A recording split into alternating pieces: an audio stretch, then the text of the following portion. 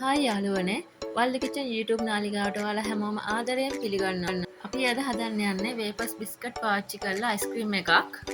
අවශ්‍ය වෙන අමුද්‍රව්‍ය මම වීඩියෝ එකේ ස්ක්‍රීන් එකේ දාලා තියෙනවා.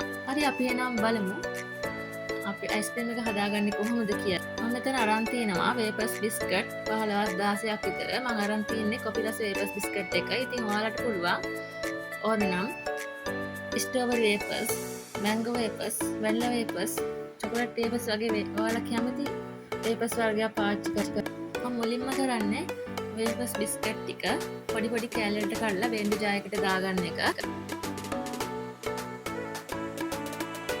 ඊට පස්සේ ඒකට මම ෆ්‍රෙෂ් මිල්ක් මිලිලීටර් 450 එක් කරගන්නවා.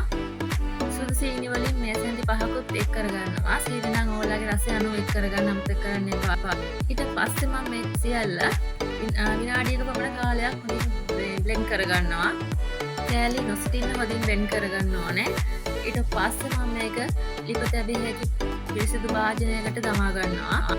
භාජනයට දමාගත් ඒකස් මිශ්‍රණය මම ගෑස් ලිපෙට තබා විනාඩි 3ක් හොඳින් රත් කරගන්නවා. ලිපේ ගින්දර අඩියෙන් තබා ගන්න අමතක කරන්න එපා. විනාඩි 3ක් හොඳින් හැදි ගාමින් රත් කරගන්න.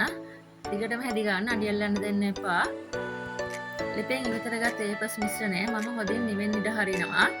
වේපස් මිශ්‍රණය හොඳින් නිවෙන්න ඕනේ.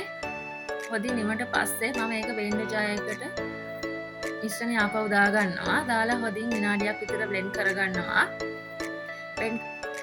හොඳින් බ්ලෙන්ඩ් කරගත් මිශ්‍රණය මම අයිස්ක්‍රීම් හදන කප් එකට දා ගන්නවා. ඊට පස්සේ මම කප් එක හොඳින් වහලා පැය 2ක් විතර ශීතකරණය උඩ කොටසේ දමා තබනවා. පැය 2කට පසු මම නැවත අයිස්ක්‍රීම් එක එළියට අරගෙන වෙන්ඩි ජායකට දා ගන්නවා. අරට පේනවනේ හොඳ ක්‍රීම් ගතිය තියෙන හැටි. ආපහු මම විනාඩි 2ක කාලයක් පමණ හොඳින් බ්ලෙන්ඩ් කරගන්නවා. ඊට පස්සේ ආපහු බ්ලෙන්ඩ් කරගත් වේපස් මිශ්‍රණය අයිස්ක්‍රීම් එක සාදා ගන්න වාජයට දමා හොඳින් පියනකින් මසා නැවත පැය 3ක් ශීතකරණය උඩ කොටසේ තබා ගන්නවා. නැවත පැය 3කට පස්සේ මම අයිස්ක්‍රීම් එක ශීතකරණය එළියට අරගෙන වෙන්ඩි ජායකට දා ගන්නවා.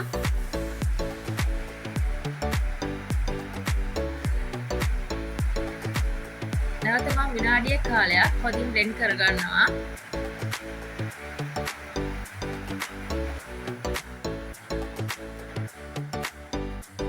හොඳින් බ්ලෙන්ඩ් කරගත් වේපස් අයිස්ක්‍රීම් මිශ්‍රණය මම නැවත අයිස්ක්‍රීම් එක සාදා ගන්නා භාජනයට දමා ගන්නවා. ඊට පස්සේ ඒක පියනෙන් වහලා ශීතකරණය උඩ කොටසේ දමා හොඳින් සෙට් වෙන්න තබා ගන්නවා. මට තව දෙයක් කියන්න අමතක වුණා. මම මෙතන අයිස්ක්‍රීම් එක ශීතකරණයට දාන්න කලින් චොකලට් චිප්ස් දාලා හොඳින් අයිස්ක්‍රීම් එකට දාලා කලවම් කරලා ඊට උඩින් නැවත චොකලට් චිප්ස් දාලා අයිස්ක්‍රීම් එකේ පියනෙන් වහලා ශීතකරණය උඩ කොටසේ දමා ගන්නවා හොඳින් සෙට් වෙන්න. ඔයාලට ඕන නම් චොකලට් චිප්ස් දාන්න පුළුවන්. නැත්නම් ඔයාලා කැමති දෙයක් දාන්න පුළුවන්. නැත්නම් නොදා ඉන්නත් පුළුවන්.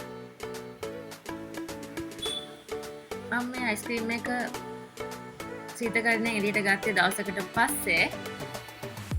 ඉතින් බලන්න හොඳට සෙට් වෙලා තියෙන හැටි. ඇත්තටම හරිම රසයි මේ අයිස්ක්‍රීම් එක. ඔයාලත් මේ අයිස්ක්‍රීම් එක හදලා රස බලලා අපිට කියන්න අමතක කරන්න එපා. නැවතත් මේ වගේ අලුත් වීඩියෝ එකකින් හමු වෙන්න බලාපොරොත්තු වෙන්. අපි අද මේ වීඩියෝ එක අවසන් කරනවා. එහෙනම් ඔයාලා හැමෝටම සුබ දවසක්. ජය වේවා.